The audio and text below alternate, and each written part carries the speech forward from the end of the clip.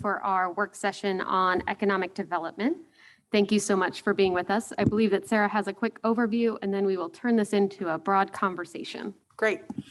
Thank you, commissioners, and thanks for our guests here today to talk a little about the economic development portion of the county's budget. We've got representatives from Peaslee, from KU Innovation Park, and from the EDC here to talk to us today, as well as others from the Eudora and Baldwin chambers might be joining us online. So I think this is really just meant to be a conversation from the county's perspective about economic development, just some broad conversation in that regard. Just for purposes of those listening, no decisions are made at work sessions, and these are for informational purposes only. So unless there are any questions, I can start by sharing the brief PowerPoint presentation that was in the packet, which really just outlines. Sarah, I'm sorry to interrupt, but maybe before you share the presentation, could we just do an around the room and do introductions for folks who are listening online? Because I'm not sure they can see everyone, and then we'll know who's here for the conversation once the presentation's over. Sure, absolutely. Thank But you. if folks in the audience are going to introduce, they're going to need to come up to the microphone and state their name into the microphone. Or you just want to do these two here? Okay. Okay. So Steve, do you want to start and introduce yourself? Steve Kelly with the Douglas County EDC and Lawrence Chamber. Kevin Kelly, Peaslee Tech. Thanks, Cammie. Hi, I'm Kathy Gerstner, and I'm with the Lawrence Chamber. Hi, Ryan Rains with the Douglas County EDC and Lawrence Chamber. Peter Wren, I'm a social entrepreneur. Hi, I'm Laverne Epp. I'm with the KU Innovation Park, and Adam Courtney will be joining me in just a minute. Online, I know we have Lori Trohan with the Baldwin City Chamber and Tricia Bergman with KU joining us as a part of this conversation. Okay, so I will share my screen again.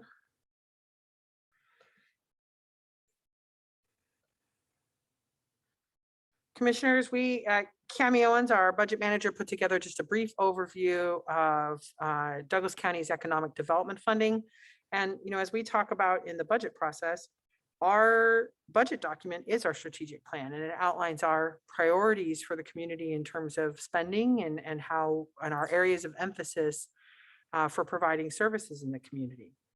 To that end, under our economic development funding, we have 3 areas of focus. Collaboration with the University of Kansas through KU Innovation Park. Also included in that collaboration is City of Lawrence and the Lawrence Chamber.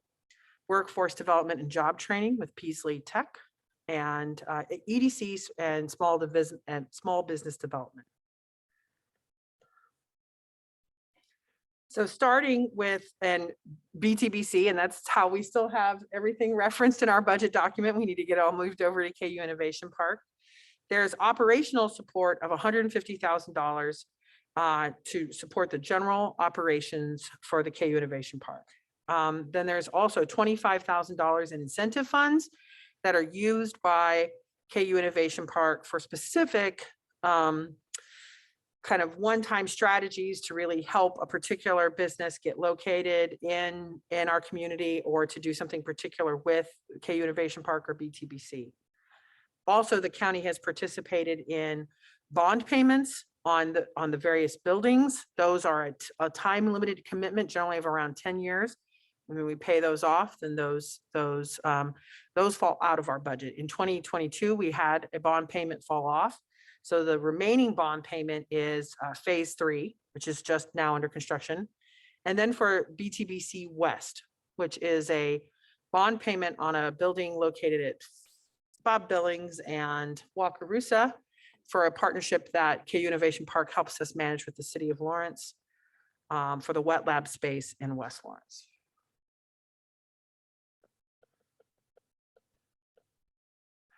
With Peaslee Tech Center, our operational support is $200,000 that has historically been matched by the city of Lawrence. And then there is an additional $200,000 to assist with the mortgage balloon payment. And my understanding is 2022 is the last year of that balloon payment on the mortgage. Okay. Okay, so we can just update that and we'll get some of that cleared up, but I want to that's how our funding has been designated with Peaslee. And then there's the Peaslee Tech loan repayment, which is approximately $15,000 for a loan payment annually by Peaslee Tech for renovations of office space for the Lawrence Workforce Center. The EDC is the Economic Development Corporation of Lawrence, Douglas County, and is housed inside the Lawrence Chamber. Our funding is $195,000 and the way it reads in our budget is that it goes to the chamber, but it really is passed through completely to the EDC and is used for economic development programming, workforce development, business recruitment, startup, and other work as allocated by the EDC. And then we have two small payments for the Baldwin City Chamber and the Eudora City Chamber for general business operations. And then I thought I might have Jill talk a little bit about e-community. And the county has staffed some of the e-community work internally with staff. Jill's been working on that project since its inception several years ago. And but also I know this Ryan Rains does that work for the city of Lawrence. So I wanted to include a little bit about that piece in here, and just Jill can just speak for a few minutes on that. Sure.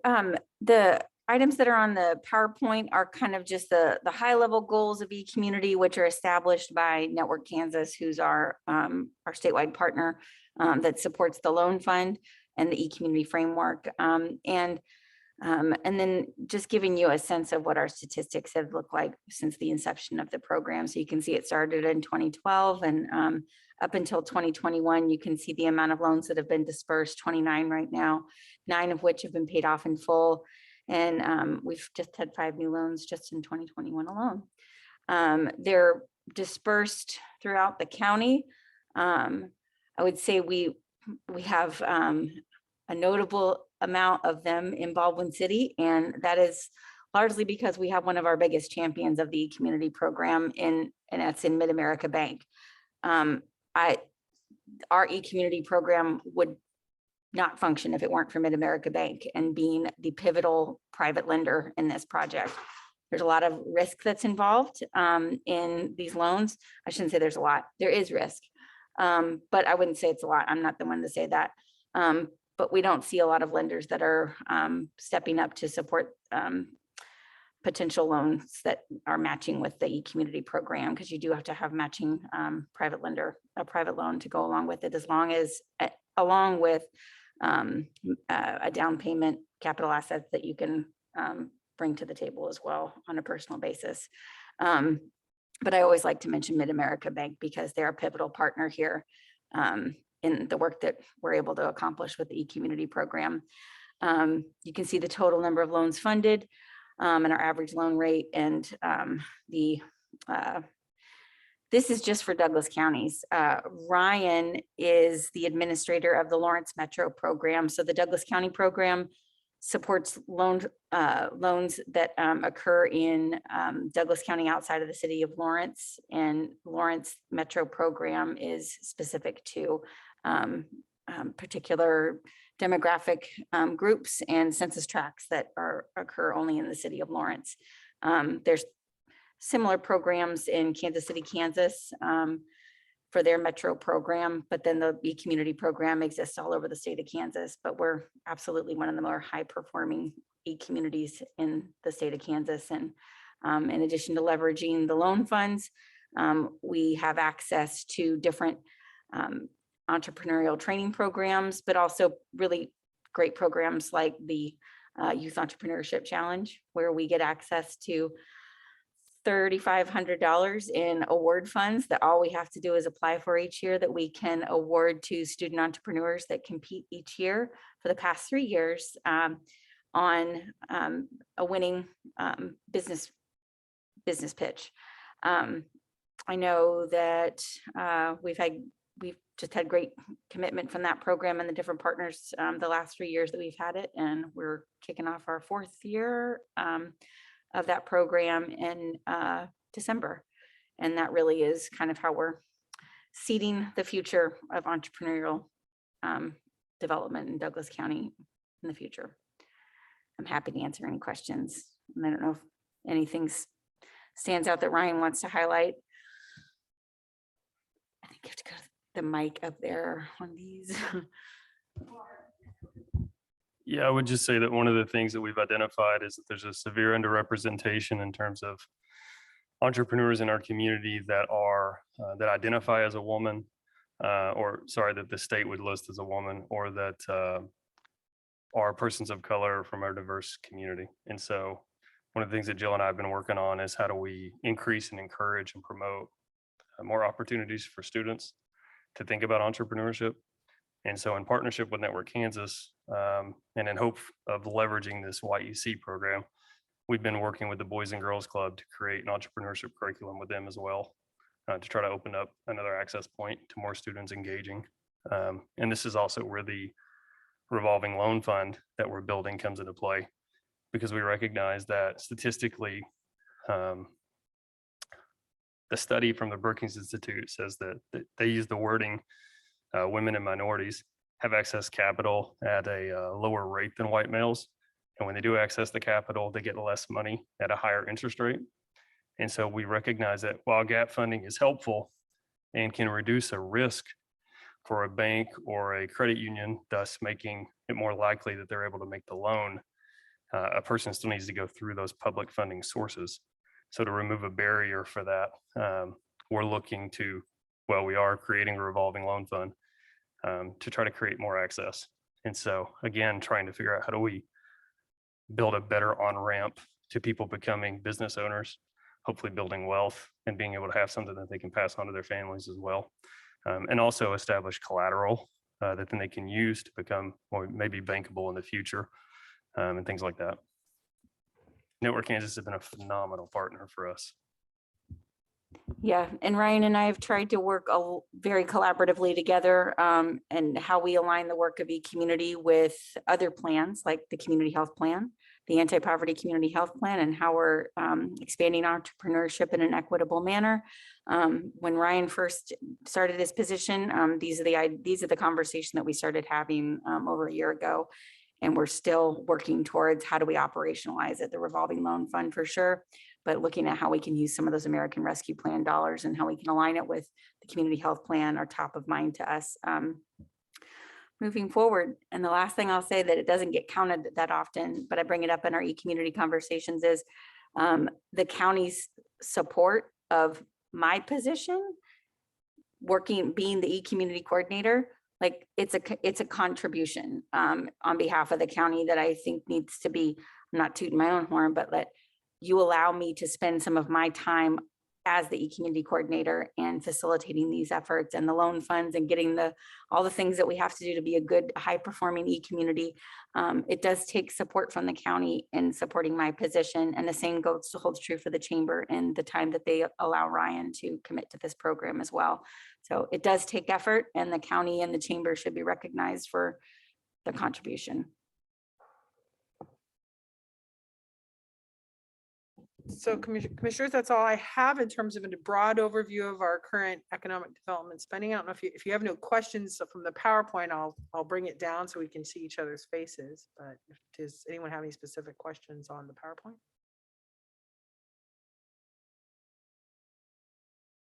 Great.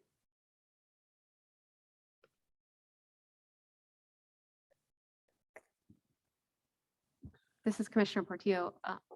I really appreciate the overview, Sarah and Cammie. Thank you for pulling that together. I have always appreciated the way that we talk about our budget as our strategic plan. And so when it comes to economic development, I think that really does demonstrate the various ways in which we're supporting economic development throughout the county, both with thinking about KU Innovation Park as potentially pulling in more businesses and high-paying jobs as well as Peasley Tech, and thinking about how do we make our community one where businesses have the kind of workforce that can help their businesses flourish, and where we're making sure that folks have the skill development necessary to have living wage jobs. Sarah, you brought up in the PowerPoint that the city has historically matched the $200,000 that we provide for Peasley. Kevin, I'm wondering if you can tell us a little bit about what your budget looks like from the city this year. Sorry, I didn't hear the last. few Can you words. tell us a bit about what your budget from the city looks like this year? Has that tradition continued on? The process was changed a little this year, and instead of making application for operating funds, we were asked to make it for project specific. And right now, we've received a commitment of 136,000 for to help build a business startup center at Peasley that we're in the process of. And that's the commitment at this time. We've had other commitments from the mayor, that additional fund to help the the RISE program, which you may remember, that's to raise income, security, and equity to help underrepresented populations become trained in higher paid jobs. We have been told that there'll be additional funds come to support that this year also. Well, and this isn't a question just for you, but maybe a question for everyone here. It sounds like there are quite a few pockets of money to help businesses with business startups, business loans, education around developing a business. Where are all of those spaces, and does it make sense for us to have various business supports rather than more collaborative efforts between the different entities that we fund? I'll try to address that to some degree, Commissioner, and then the others can chime in as well. There are a number of pockets. If you look across, we're providing support of various types for various types of businesses.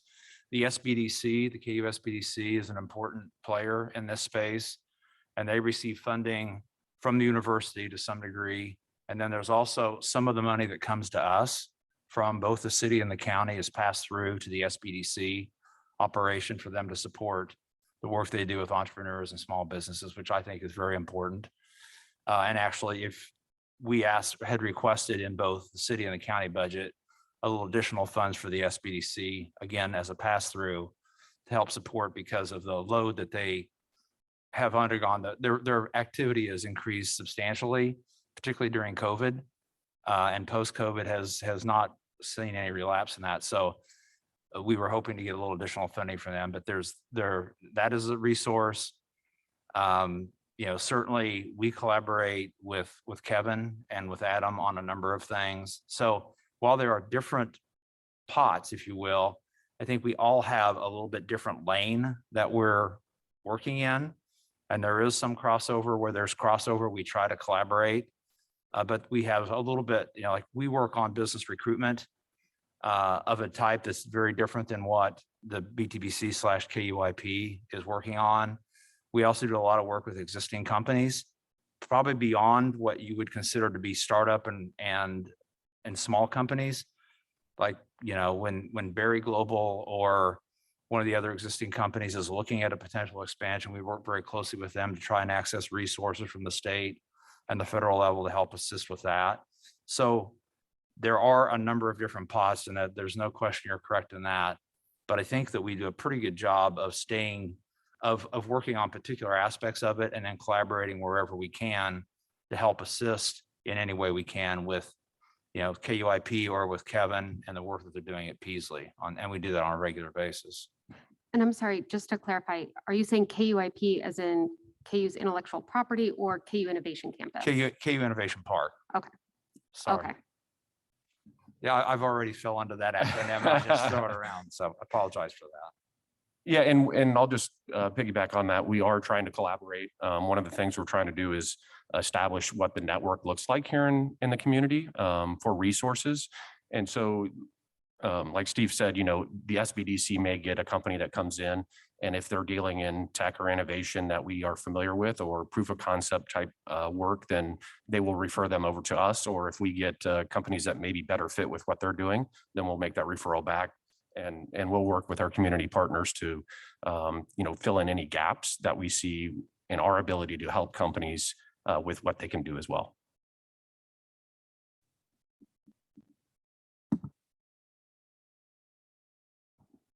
I don't want to move us on to a totally different topic, but I did have another question for KU Innovation Park. We saw recently in the paper that we're very excited about the next phase and everything that's happening there. There are going to be a number of businesses that you're hoping to include on that expansion, but all of that is on KU endowment owned land. And currently I know that KU Innovation Park doesn't pay any taxes, and endowment as a nonprofit wouldn't pay any property taxes. There are quite a few for-profit businesses that are outside of the scope that you've seen as KU Innovation Park building new businesses like a grocery store. How are you seeing contributions back to the community as a part of that process? So did you specifically mention grocery store? Not just the grocery store, Right. but that development that will be happening on Yeah. endowment owned property as part of phase 4. So that's outside of the scope of what KU Innovation Park is focused on. We're on the business and research side. And so the industry surrounding the technologies that we've kind of focused on. All the other development is going to be under the endowments development. So grocery, housing, retail. And from what I understand, that's all going to be private development where they lease the land to the private developer who would then be subject to taxes out there. Did that answer your question? Yeah.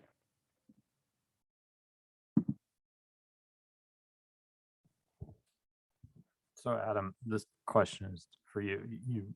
Since we've wandered into the space of how the KU Innovation Campus doesn't pay property tax on their land, and my understanding is it's limited to research that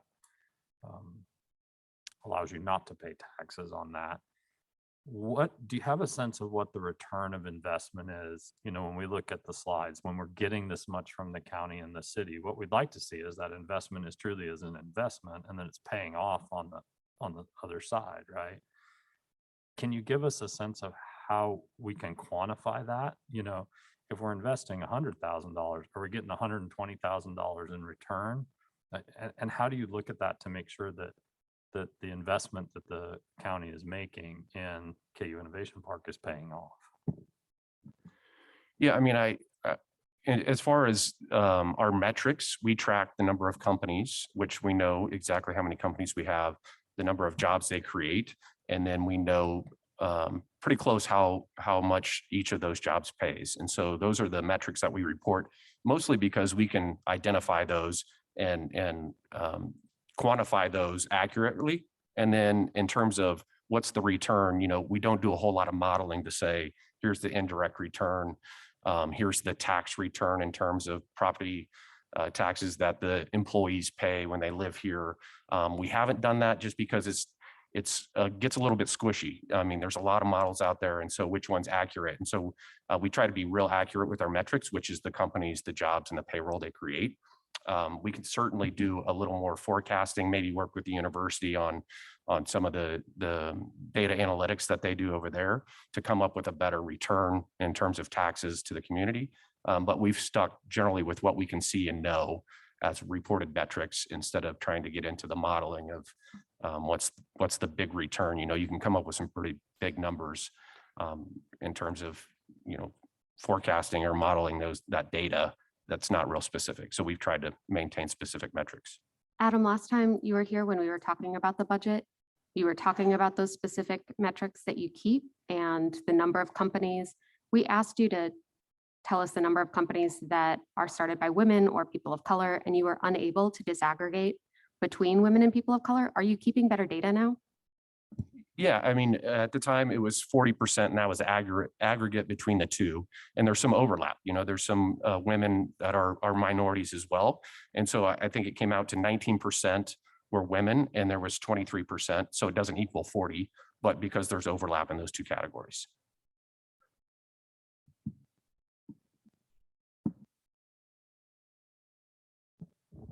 So I'm going to offer that same question that I just had to Adam, to Steve as well. When you think about the investment that the community members of Douglas County are making into the EDC, Can you walk us through how we see that that investment is paying for itself?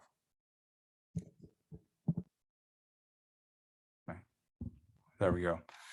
There are still returns out, but we have done a little bit of checking on what the property tax generation of some of the recent projects are. And there's a number of projects that are just coming online now. So that hasn't been, they're not generating at the level that they certainly will. And there's a number, again, because there's been a lot of activity recently. But say, for instance, the example of the Van Trust spec building, and I'm fogging up here. I'm in that weird thing where I can't see with and I can't see without. For instance, Van Trust on the spec building, and this is post abatement. They did receive an abatement. They are paying in the neighborhood of $20,000 a year in property tax currently, which again will continue through the period of the abatement, and then we'll come back on the rolls fully. And Plasticon in their recent expansion is generating $47,000 or almost $48,000 in property tax on those expansions. And again, that's the real estate property tax. There's also a city portion. The school is getting funding through that as well. So, and then if you look at the number of other projects that are fairly recent, we have Grandstand, which has done an expansion. We have the new Pretzels building, which isn't on the tax rolls yet, but will be generating. We have the expansion by or the new building by US Engineering. We have Standard Beverage, which within the next 6 months to a year, all those will be providing property tax benefit back to the county and to the community in general. And then, a number of the smaller companies that we work with, it will be very difficult because a lot of those are not real estate oriented. They're really more equipment or expansion in personnel. But we are tracking, we do track the number of jobs and have a pretty good handle again as Adam on what the wages are. But from the pure property tax, which is the direct benefit that's easiest to track for the county, we are tracking those. And that's just an example of a couple that are on the rolls now. And there's a whole list of others that will be generating. And so the two combined are about 70,000 in the most recent tax period. And those numbers are growing.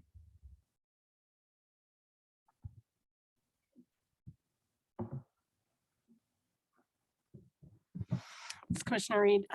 Thanks everybody for being here. I'm curious, Kevin, I'd like to hear from you, but anybody who could share maybe some examples of how Peaslee Tech is collaborated with amongst the chambers. So I would, invite Eudora and Baldwin City Chambers also, because I know that they have worked with you and BTBC or KU Innovation Park about staying, I guess, tuned into potential opportunities for companies to come here where perhaps a gap is a lack of skilled labor or a lack of regional area, local enough training for certain trades and skills. And I know Peaslee Tech has really grown the number of programs over the years. So I'm just wondering if anybody can share some examples of if we have examples of how that has developed new training programs here in the community that adds to our workforce. A few very recent ones, Modern Manufacturing in Eudora, as part of the recruitment of that company to Douglas County. One of the important things was they had a specific type of welding. We went out, looked at it. We've been able to provide them welders to support their program. And I think it was a very important part of their decision. I know from Berry Global, we do a lot of training of their employees. And when the expansion that just underwent 89 jobs, is that correct? Yeah. And it was specifically, we have programs that we've developed with them that made them know that they could do their expansion here and be able to support their workforce. So we do actually quite a bit of work related to recruitment of businesses and retention of businesses, in addition to helping people that aren't coming from companies get jobs in those companies. So that economic benefit is a little harder to calculate, but we do know where they get jobs. And so, and we do know in many cases what kind of jobs they had before they were trained. And so, and I think that I think the Commerce has let the press release out, but because of our efforts and our work, we're somewhat recognized statewide as a leader in workforce development. And we were one of 7 awardees last Friday of a $572,000 grant to continue to build apprenticeship programs here in Douglas County. Yeah, I'll just say in terms of our collaboration with Peaslee Tech, we try to inquire to all of our companies, what are your needs? Obviously, workforce is a big need for a lot of people now. And so we've talked to Kevin about, lab tech. We have companies that work in the lab area and need technicians that don't necessarily need a bachelor's or an advanced degree. And so we're trying to meet those needs as well. We don't have any space for a lab technician training program because you need the lab space to complete that in. And so once phase 3 opens, we hope to build something like that. We've made proposals. We've talked to Skilled KC, who has curriculum. They said they're willing to share that would help Peaslee stand that program up like that. Most recently, we've put in a EDA Build Back Better grant application for a cybersecurity cluster regional initiative. That included the University of Kansas, K-State, UMKC, Enterprise KC out of Kansas City, us, and Peaslee Tech and Skilled KC to, if it were funded, to stand up a program around cybersecurity and workforce development around that as well. I have a question about some of these workforce development initiatives, particularly around things like lab tech and cybersecurity. When we're talking about developing workforce development programs with places like Skilled KC, if we look at most of the job openings in the Kansas City region, if you look at Mid-American Regional Council data, most job openings are asking for people to have a bachelor's degree. Increasingly, we're seeing this push for alternatives to bachelor's degrees, things like certificates for lab techs, for cybersecurity programming certs, things like that. These certificates often aren't pathways to careers. They're pathways to entry-level jobs. When we do workforce development outside of K through 12 and the public university system that supports a lot of our economy here in this community, we're kind of undermining the ability for folks to have long-term careers in those fields because this type of workforce development is entry-level only. How are you making sure that we're not tracking, particularly people of color, into these types of certificate programs instead of career development, which could be those bachelor's degrees, which most of these upper level jobs are actually asking for? There's a couple things on that. First, one of the important things in career advising for people is that this will get you a start, but this isn't your end. So it creates an opportunity to be able to continue your education, and it makes it a lot easier when you have a decent paying job. But also some of the positions, for example, we just, Board of Regents approved our robotics program, and a robotics integrator, it's a 3-year program with us. And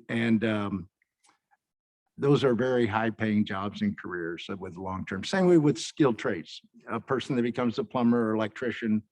So for the most part, the positions that we train for are career paths. They, and I like I said, I don't think it precludes someone from going on and doing other things in support of that. And I completely agree with you when it comes to our skilled trades. I think that when we're talking about things like lab technician and cybersecurity, where we have degree pathways that when we think about many of the bench scientists that are graduating with degrees, that would often have those first entry-level jobs as they're thinking about career paths, or cybersecurity, we have computer science degrees and things like that. I think it's as we're developing similar certificates, not interfering with the skilled trades. And we, we do part of our development of any new program that we prepare for the Board of Regents. It involves the career planning of what's the pathway with it? Where can it lead? What can it do? And in some of them, it's pretty straightforward, like if they have industry recognized credentials, for example, those are often colleges will accept those as equivalent for courses, credit by certification. Others, it's shorter term programs, like I think of like a pharmacy technician. We do have a number of people that come take that with the goal of becoming a pharmacist. So it's at least getting them into the industry to where they can find out what it's like. But there are, there are limitations if you don't continue to develop and grow in any field. And certainly, that's the case with some areas that we train in. But for the most part, I think we are training people for what can be lifelong careers. Could I just add a couple of the comments in regards to the collaboration with Peaslee? In the work that we do, both with existing companies and also with companies that we're involved with recruitment, Peaslee and the training programs are key in all of those. It comes up in every discussion. It's something that we tout when we're approaching folks, that we have a very capable technical training program, and with that has a lot of flexibility and a lot of expertise. And I think that's clearly an asset. In addition to that, working with Peaslee, we're trying to establish some industry, we'll call them forums or advisory groups. We just had a meeting 2 weeks ago, I guess it'll be tomorrow, for the manufacturers throughout the county. Invited manufacturers, had a number of attend. The focus of the conversation was on workforce and workforce development, workforce training and retention. We've got one scheduled for the early part of December for the trades. So we're trying to do more things like that to move away from companies acting individually, but maybe coming more together in collaboration to work on common issues and common needs, which I think is very positive. We also recently submitted, and again, in addition to the grant that Adam's talking about, the community or the chamber, the city, the county, Peaslee, we're all involved in a grant request, another Build Back Better, for a microfactory incubator, along with a number of other communities throughout the state. This first phase, and hopefully we'll get funding for the phase 1 planning and have an opportunity there to build out and extend what Peaslee is doing in terms of their crunch space, which is the incubator that Kevin mentioned earlier that had been funded or assisted by the city. We're hoping to take that to the next level with potential funding from this other grant to build a pathway for small manufacturing, primarily companies, to develop product, to prototype, to move into low levels of production, and then move out into the community. So there are a number of things like that we're working on. And Steve, I want to be very clear that I do see the role that Peaslee plays in workforce development. I think that's been clearly laid out, all of the ways in which apprenticeship programs, skilled trades, Peaslee was designed and built as a workforce development organization. I think it's been incredibly successful in doing that. I think that my concern is when we have more research-oriented spaces like KU Innovation Park, starting to discuss workforce development and how those spaces have traditionally been workforce development when it comes to research has traditionally been a part of the university education system. And so how is that then not competing directly with our university systems? And how do we make sure that when we say workforce, we're focusing on not competing with other public institutions? And there's certain times in certain areas, for example, we've been working with LMH on a nursing program here in the county.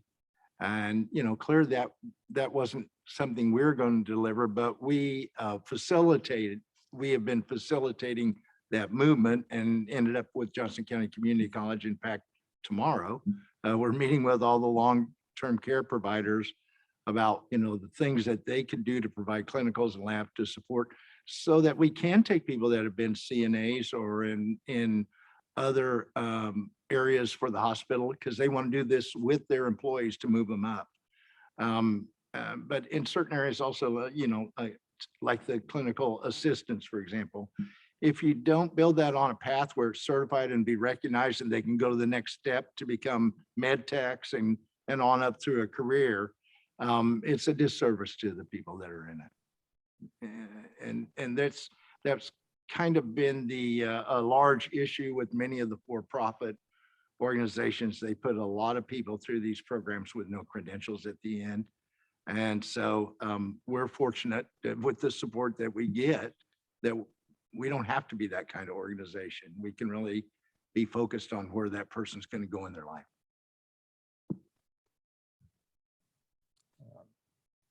This one is for Adam and Kevin together. And Kevin, I want to commend you. You have taken Peaslee Tech to a place where I don't think anyone really understood where it is now is really exceptional. I mean, you've really done a lot with not a lot of resources. It's disappointing to me to hear that the city has limited those resources.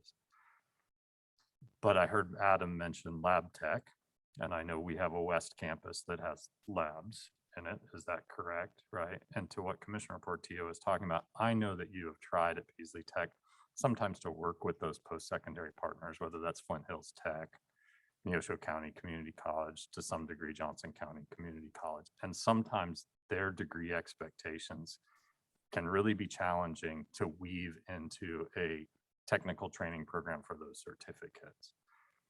Is there an opportunity, or is there a way that we can help to sort of think about a lab tech degree, starting with Peaslee Tech, maybe using some of that West lab space that we have, because that is lab space, and you mentioned you have it.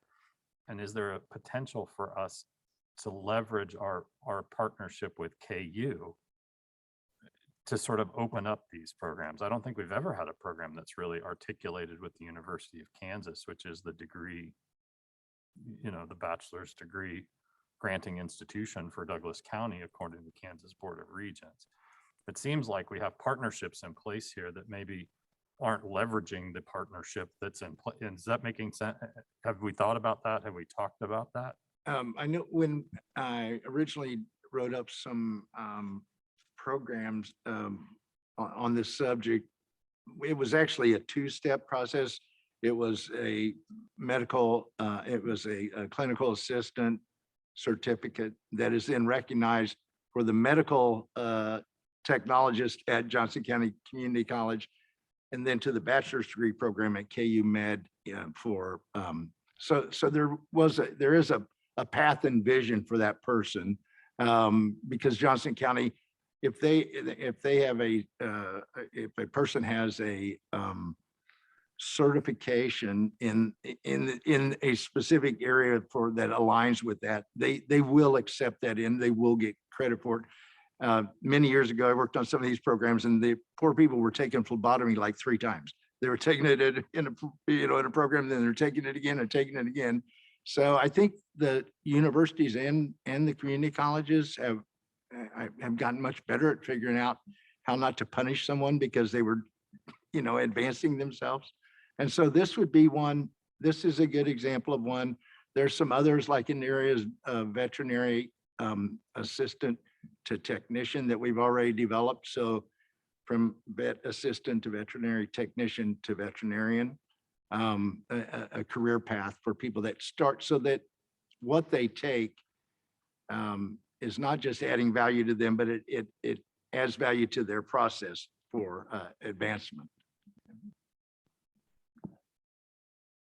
Yeah, and I guess the piece that wasn't really touched upon is KU's interest, and I think KU supports whatever programming we put together. A lot of ours is industry driven or company driven, and so we try to let them drive the skills that they need in their labs. And a lot of it's general, and it can be across a lot of. They could go to the hospital and work in the labs there as well. And so it's more.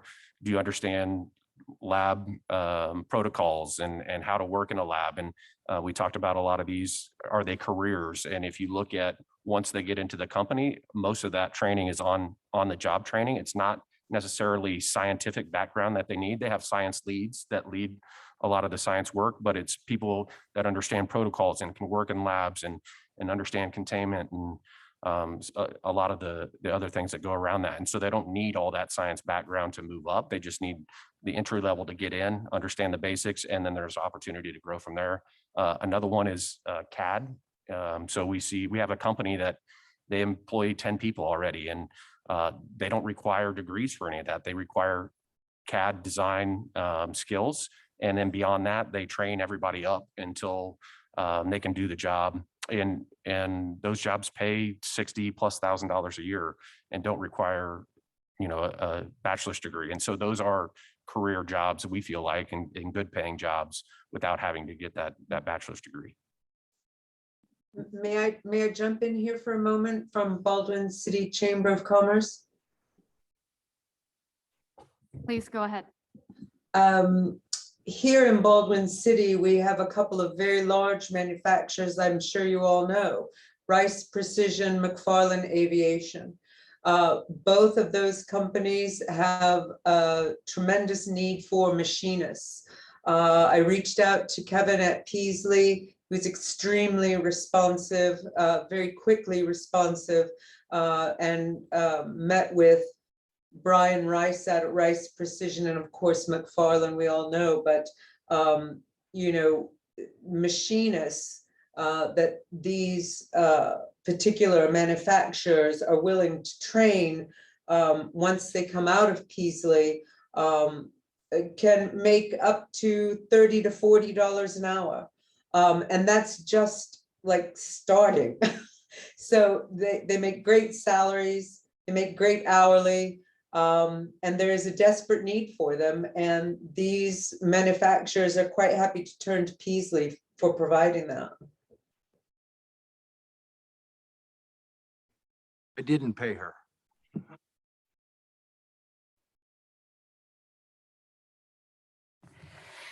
It's Commissioner Reed. So we've talked a lot about KU and Peasley. I wanted to make sure to touch on the other universities in our county. Haskell and Baker are unique campuses and universities in their own right. And so I would be curious to hear from anybody who has something to share, any connections or partnerships and relationships that exist with either of those universities. And in particular, I'm interested in hearing about connections with Haskell. And I think historically, Haskell Indian Nations University is sometimes left out of conversations and not always pulled into partnerships. They're federal. And so I think sometimes people just don't always pull them in, and they're not a part of the state university system. So I'd be really curious to hear about that from any of our partners here. I just could share that we have been actively developing a program with Haskell that does two things. First, if a student comes to Haskell and finds out there may be something else that they would really rather be doing, and it's something they can do at Peasley, that they will be able to live in the dorm and use the services at Haskell University and take classes from us. The other aspect is to actually directly recruit from tribal areas where they are desperate need of, like everybody else is, but in desperate need of skilled trade people. And Haskell University would support them to live and provide their housing and meals and so forth while they were getting those trainings. The last couple of years have really made this difficult to get in place, but I'm really hopeful that it's something that we can get done in 2022. It would be a good benefit to our community, and a good continuation of our partnerships with other organizations in the county, and something that's really needed. Haskell, some may know or not, Haskell used to have a very robust technical education program. And, there were decisions that were made to move from that. And hopefully now we can become their technical education provider. I really appreciate that, Kevin. I think that I appreciate you mentioning that their history as a technical school and before becoming a four-year university is important role, and that there is a real opportunity in what Haskell can provide as a physical campus and university of resources for students from tribal nations to come to this community and have the stability that allows them to get additional training. So I'm really excited to hear about that progress. Yeah, we at the chamber and our partners have also had a number of efforts that we've worked with Haskell in the past. We've had board membership by Haskell on our board, which I think has always been very helpful. And to be very honest, some of these efforts have not went as well as you would. There's been some inconsistency in the ability I think on both sides to deliver. But we have certainly made attempts and are still continuing to do that. In fact, I'm going to pass this to Ryan. He's been working with Haskell and a group of other educators on some initiatives. Yeah, there are a couple different work groups through the city's economic development strategic plan. One of those work groups is, I think it's 2.3, which is on mentorships and internships. And so a couple of months ago, convened a meeting with Mr. Handy from Baker, Megan Gladback from USD, and folks from KU. And the real value in those has sort of been the off conversations, because getting everybody in the room is one thing that's helpful, but then how do we make, specific progress and create mutual wins in that way? And so there's work being done in that area with Baker. And then also I would say there's another work group that I'm a part of focused on economic development and working with folks within our Native American community to stimulate economic development with that population group. And so how do we promote that within our community? And Bert Comcano from the city is actually leading that work group, but I serve on that group as well. So trying to stimulate and create ideas and hopefully fruitful things that could come out of that. Yeah, I'd say from a KU Innovation Park standpoint, KU has a reciprocal relationship with Haskell. Students can come over. And so, a lot of our internships come through students, and we have KU Innovation Park itself had analysts from Haskell, but students come through KU to get internships at the companies that we have. And then if there are students that come to KU and are trying to create companies, then we'll help assist with that as well. There's less technology coming out of Haskell that translates to really where we sit, but we've tried to partner with them. There hasn't been, like I think that's been mentioned, it's been hard recently. And then, trying to integrate them into some of the grant programming that we do as well is difficult because they can't receive federal funding. And so we've kind of been at an impasse on how to incorporate them more broadly other than just student interaction at this time. Adam, to ask a little bit more about that, I know about the reciprocal relationship between the universities.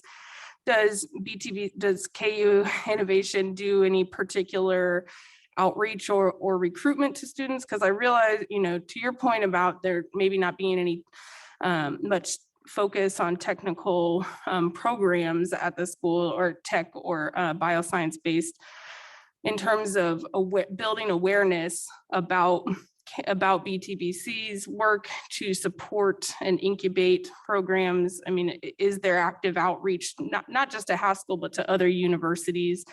Or is it generally channeling through either KU students or folks who are doing research or other projects at KU?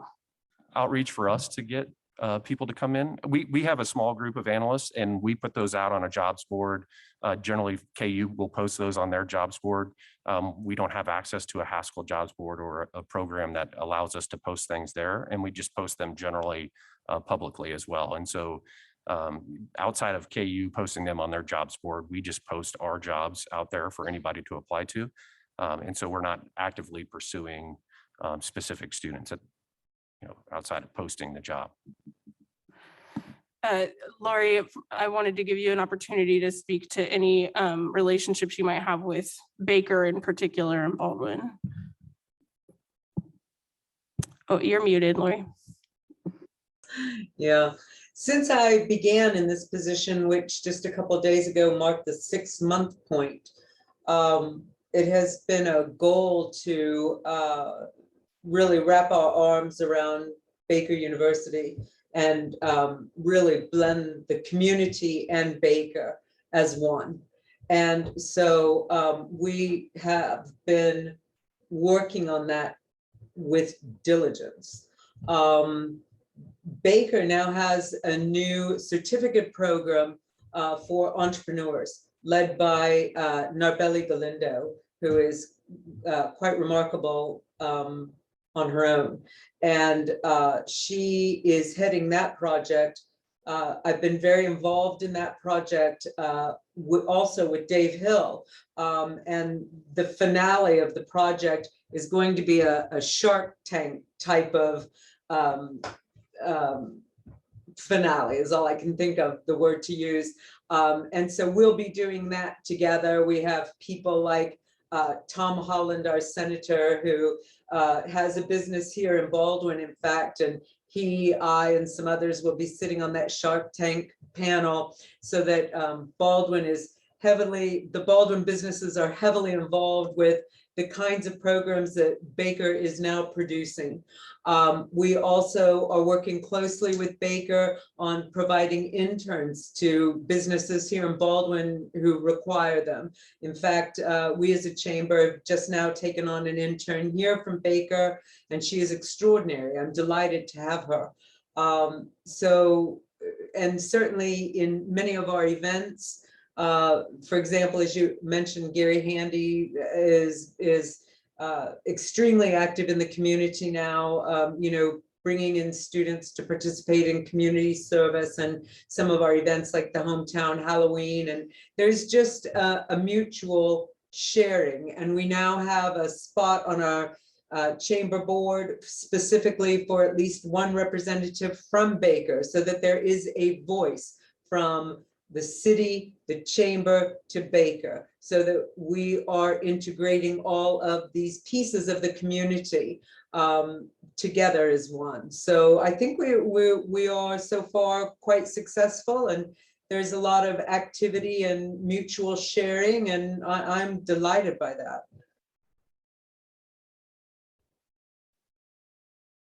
Thank you. I don't have any other questions.